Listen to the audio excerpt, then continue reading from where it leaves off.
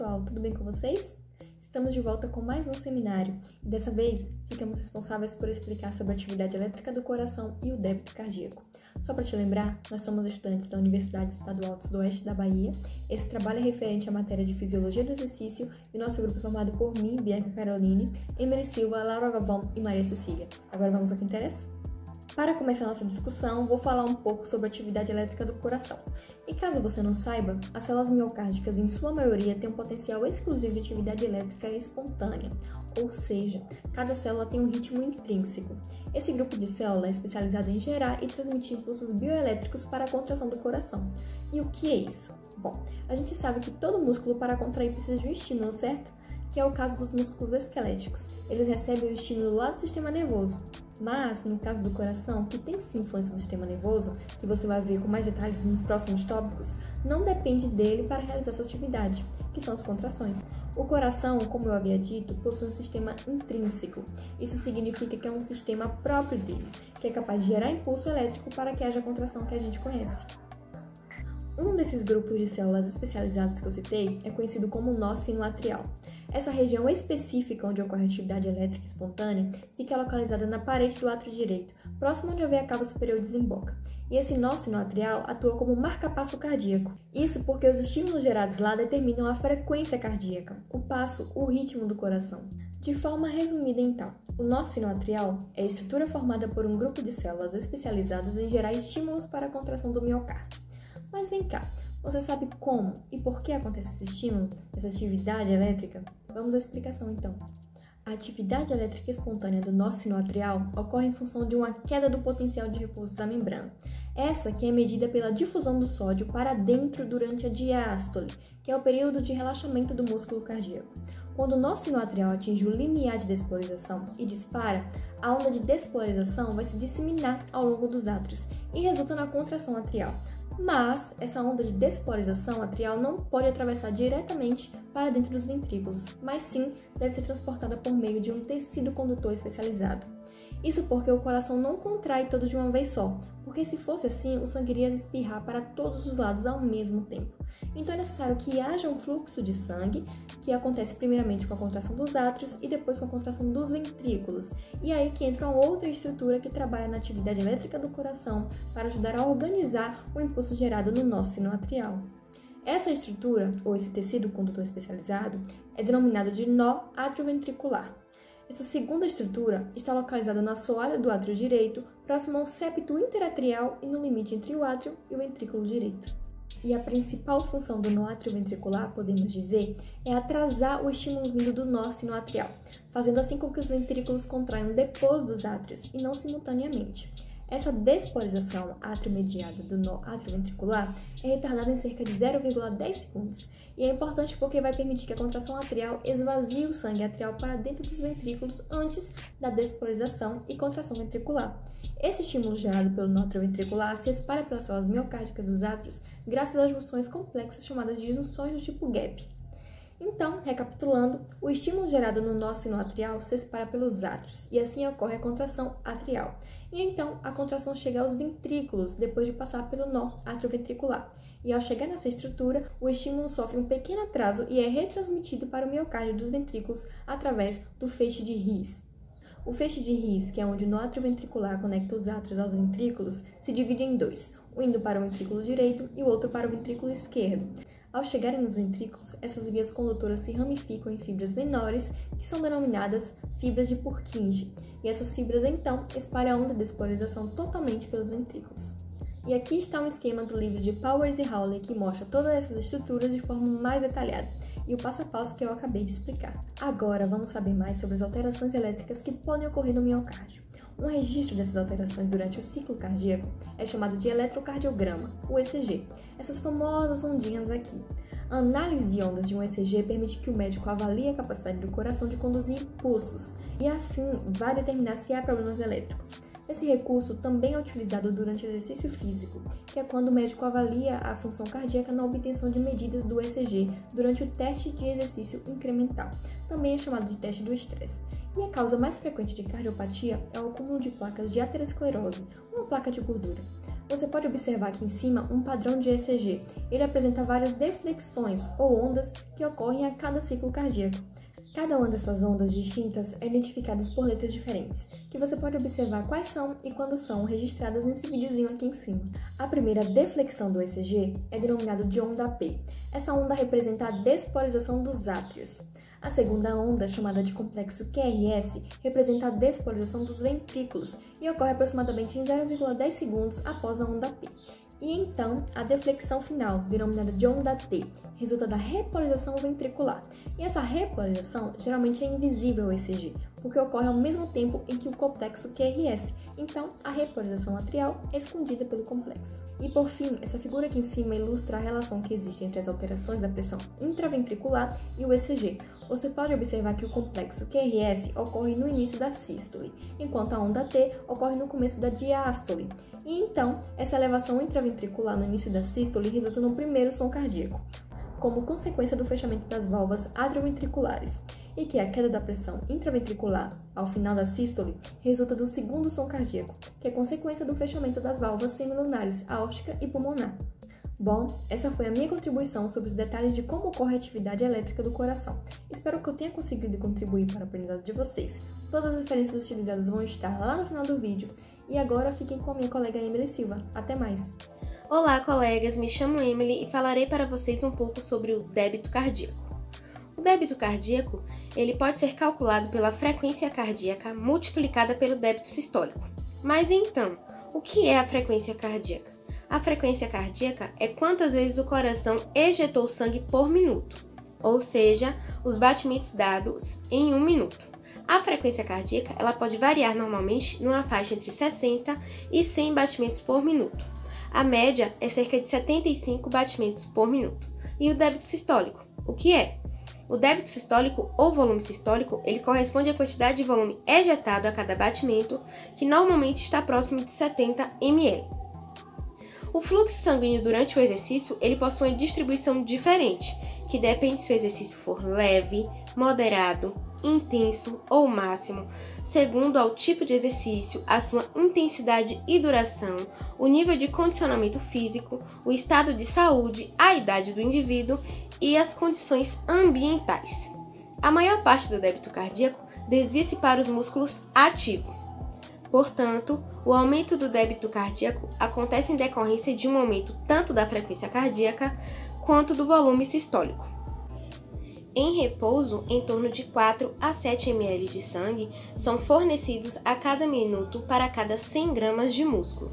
Esse débito aumenta constantemente com o esforço, então o fluxo sanguíneo muscular ele pode ser tão alto quanto a 50 a 75 ml por 100 gramas de tecido. Bom, as diferenças do volume sistólico e débito cardíaco associadas aos gêneros são decorrentes principalmente das diferenças de tamanho corporal que existe entre homens e mulheres.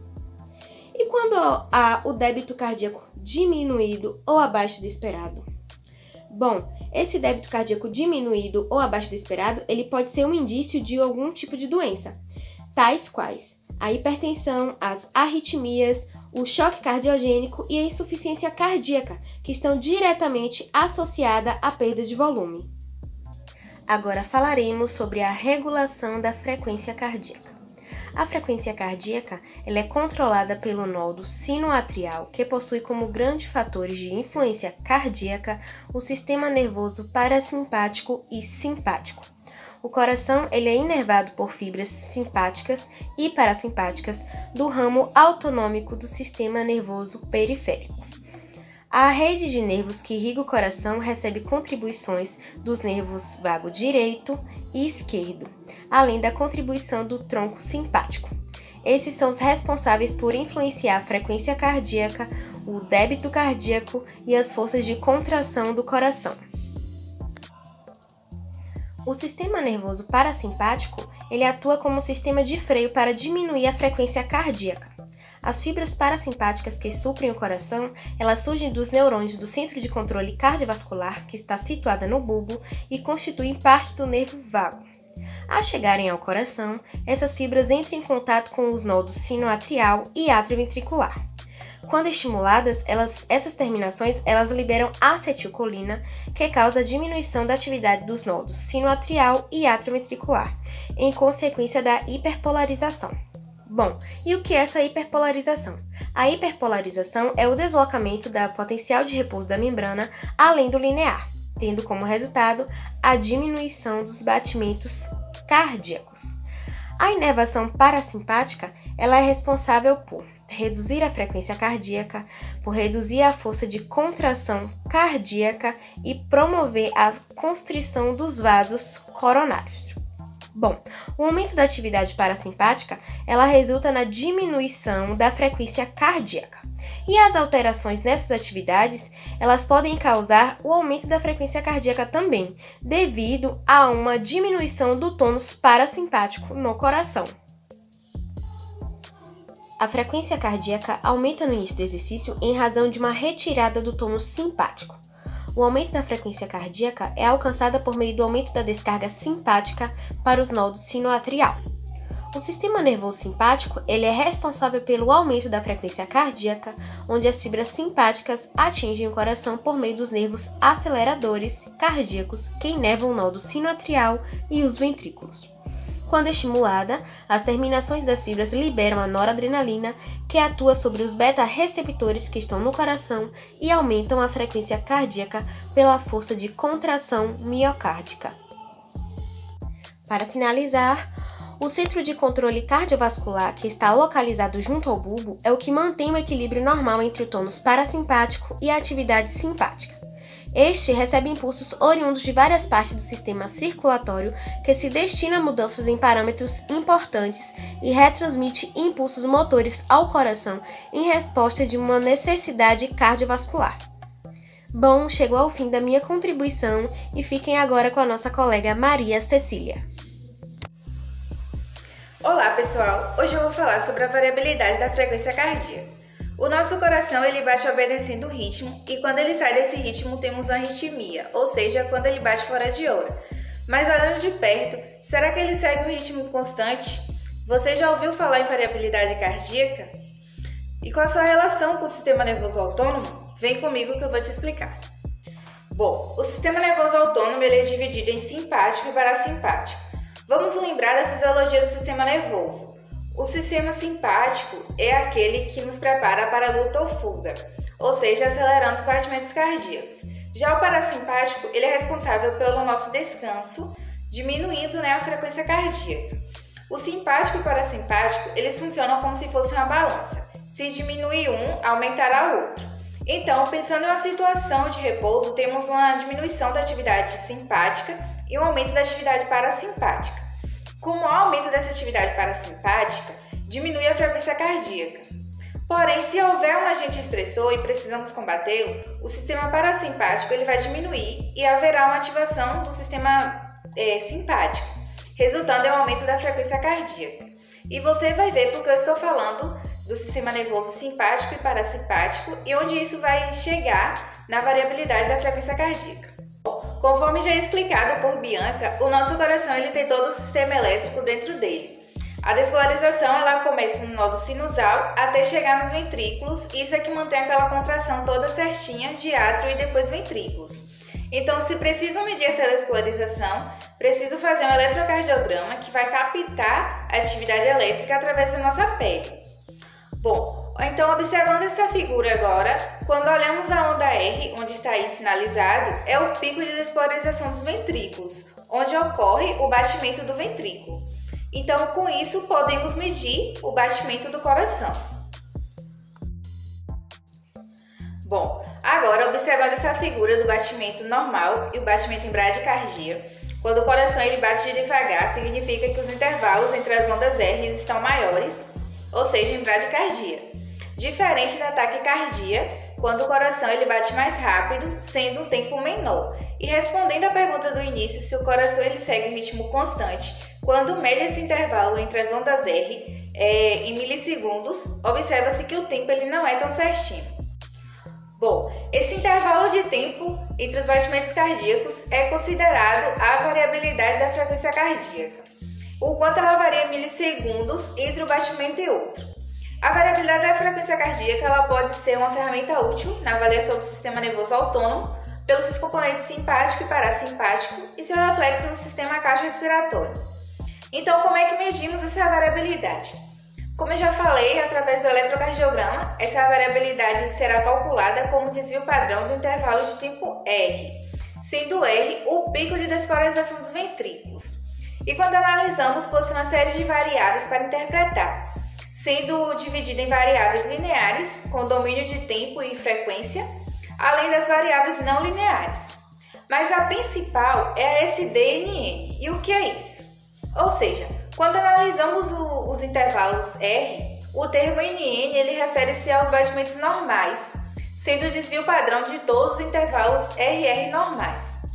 Então, uma ampla variação dessa variabilidade da frequência cardíaca é considerado um índice satisfatório de saúde entre o sistema simpático e o parasimpático, enquanto uma variabilidade da frequência cardíaca baixa ela indica a existência de um desequilíbrio na regulação autonômica. E como isso é importante na prática? Quando fazemos um exercício físico, o sistema nervoso simpático ele é mais ativo, então conseguimos medir esse ponto, conforme o limiar da variabilidade da frequência cardíaca, o qual se relaciona com o limiar de lactato. Além disso, podemos mensurar a nossa variabilidade pós-treino com a ativação do sistema parasimpático. Então, por meio dessa variabilidade, conseguimos controlar a carga de exercício e a recuperação pós-treino. Bom, e qual é essa importância fisiológica da variabilidade da frequência cardíaca? Essa importância está no fato da variação de tempo entre os batimentos cardíacos refletir um equilíbrio autonômico e ser uma excelente ferramenta de triagem não invasiva para muitas doenças. Uma variabilidade da frequência cardíaca baixa, por exemplo, ela tem se mostrado preditiva de eventos cardiovasculares como a morte súbita. Portanto, qual é a causa fisiológica da variabilidade da frequência cardíaca baixa? Mais uma vez, o sistema nervoso autonômico ele regula a frequência cardíaca e sua variabilidade. Vale lembrar que essa frequência cardíaca ela pode ser elevada pelo aumento da atividade simpática ou diminuída pelo aumento da atividade parasimpática. Esse equilíbrio entre os efeitos do sistema simpático e parasimpático ele é referido como equilíbrio simpato-vagal e reflete-se nas alterações do batimento do ciclo cardíaco. Muitos fatores podem influenciar esse equilíbrio simpato-vagal e assim exercer um impacto sobre essa variabilidade da frequência cardíaca. O avanço da idade ou algumas condições patológicas, por exemplo, estão associados a uma diminuição do tônus parasimpático em repouso ou a um aumento da descarga do sistema nervoso simpático.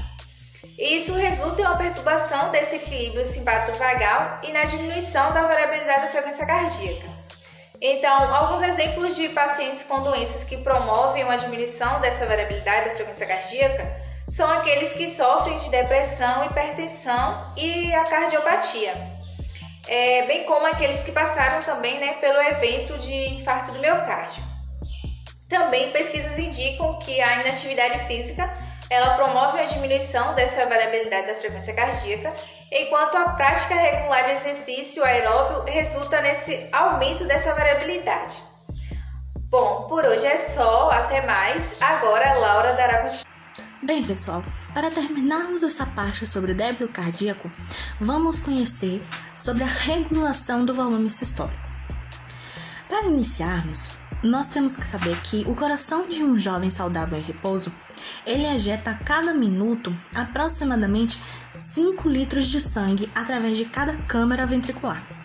E ao se praticar alguma atividade física mais intensa, com a ocorrência da dilatação acentuada de vários vasos sanguíneos, uma quantidade maior de sangue passa a retornar ao coração. O coração, por sua vez, ele vai passar a ejetar a mesma quantidade através de seus ventrículos e assim vai evitar a ocorrência de uma êxtase sanguínea. Para a gente entender esse processo, a gente precisa conhecer como que acontece a regulação do volume sistólico. O volume sistólico ou também comumente conhecido como volume de ejeção, é o volume do sangue ejetado pelo ventrículo esquerdo durante a sístole. Ele vai ser expresso também em mililitros por batimentos. Esse volume, durante um exercício, ou então mesmo em repouso, ele vai ser regulado por 3 variáveis: volume diastólico final, pressão arterial e força da contração muscular. Nessa imagem aqui do lado, nós podemos ver a relação que existe entre o volume diastólico final e o volume sistólico, como a elevação da contratilidade cardíaca vai resultar em um aumento da quantidade de sangue bombeada por batimentos. Agora que já conhecemos o que é o volume sistólico, vamos conhecer um pouco mais de cada variável que faz parte dessa regulação. Uma das variáveis da regulação é chamada de volume diastólico final, ou como é conhecido como pré-carga. E como eu já disse antes, vai influenciar o volume sistólico. Mas você me pergunta, como é que isso acontece? Você já ouviu falar na lei de Frank-Starling? Pois bem, há muitos anos atrás, 2 fisiologistas demonstraram como a força da contração ventricular aumentava a ampliação do volume diastólico final. E esse aumento vai resultar no alongamento das fibras cardíacas, o que vai fazer com que melhore a força contrátil do coração. Essas fibras cardíacas, quando estão alongadas, elas vão aumentar o número de interações entre as pontes de miosina com a quitina e, consequentemente, vão aumentar a produção de força. Dentro disso, existe uma coisa chamada retorno venoso, que vai influenciar também bastante o volume diastólico final. Ou seja, quando houver um aumento do retorno venoso, vai haver a elevação do volume diastólico final, que vai resultar no aumento do volume sistólico. Mas quem que faz essa regulação do retorno venoso? Simples, é aí que nós vamos conhecer mais 3 mecanismos: a venoconstrição, a difusão respiratória e a bomba muscular. Bem, a venoconstrição, ela aumenta o retorno venoso ao diminuir a capacidade das veias de armazenamento de sangue. E ocorre por meio de uma constrição simpática reflexa da musculatura lisa nas veias que drenam a musculatura esquelética, que é controlada pelo centro de controle cardiovascular. A difusão respiratória, ela se resume em um padrão rítmico da respiração, que também vai atuar como uma bomba mecânica, através do qual o retorno venoso ele vai ser promovido e acontece da seguinte maneira. Durante a expiração, a pressão torácica ela vai diminuir e a pressão abdominal aumentar, criando um fluxo de sangue venoso advindo da região abdominal para dentro do tórax, provendo assim o retorno venoso. E por fim, a bomba muscular. Essa bomba muscular é o resultado da ação mecânica de contrações musculares esqueléticas rítmicas.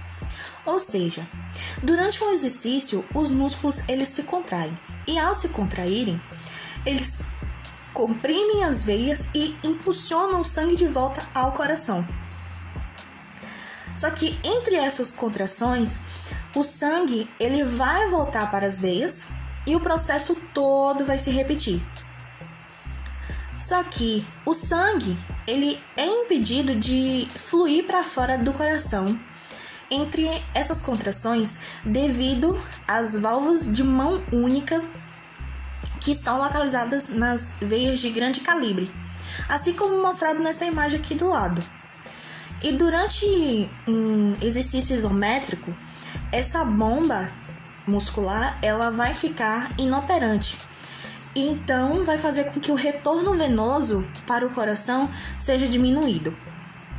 A segunda variável que afeta o volume sistólico é chamada de pressão arterial média, ou pressão aórtica, ou também conhecida como pós-carga.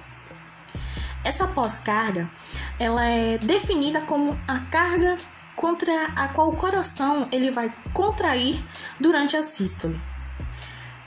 Ela vai depender da complacência arterial e da resistência que determina a pressão arterial contra o sangue que vai ser ejetado. Isso é chamado de resistência vascular periférica. E se a resistência aumenta, o volume sistólico cai. Trazendo para a prática clínica, a pressão arterial ela pode ser utilizada como um parâmetro para estimar se após carga, sem que haja a estenose aórtica ou a alteração da complacência arterial. E também é um determinador de estresse na parede ventricular. Esse estresse na parede ventricular, ele vai ser definido como a tensão aplicada a uma determinada área. Ele pode ser explicado também pela lei de Laplace. Imagine comigo, um fluxo de sangue em um vaso que tem certo raio e uma espessura de parede conhecida. A parede do vaso é comprimida como resultado da pressão do líquido contido nele. Isso que é a lei de Laplace. Ela vai descrever a relação entre a tensão transmural, a pressão, o raio e a espessura da parede do vaso. Um último fator que participa de toda essa influência da regulação do volume sistólico é o efeito das catecolaminas circulantes e estimulação simpática. Mas o que são essas catecolaminas circulantes? Elas são um grupo de hormônios semelhantes produzidos na medula adrenal, na porção interna das glândulas adrenais. E temos como, por exemplo, a adrenalina e noradrenalina. E essa estimulação simpática, ela vai ser uma estimulação direta do coração que vão pelos nervos aceleradores cardíacos. Esses dois mecanismos, eles vão fazer com que haja o aumento da contratilidade cardíaca. Isso ao que eles vão aumentar a quantidade de cálcio para dentro da célula miocárdica. E com a ajuda das duas catecolaminas que eu disse, a adrenalina e noradrenalina, a entrada desse cálcio do meio extracelular nas fibras miocárdicas vai ser maior. Nessa imagem que nós temos aqui do lado, é possível notar os efeitos da estimulação simpática cardíaca sobre o volume sistólico. A estimulação simpática ela vai resultar em um aumento do volume sistólico em um dado volume diastólico qualquer. Em outras palavras, isso significa que a estimulação simpática ela aumenta a contratilidade ventricular por meio de um nível aumentado de cálcio intracelular. Então, pessoal, muito obrigada por nos assistir. Espero que tenham gostado bastante e entendido o nosso conteúdo. E nos vemos na próxima.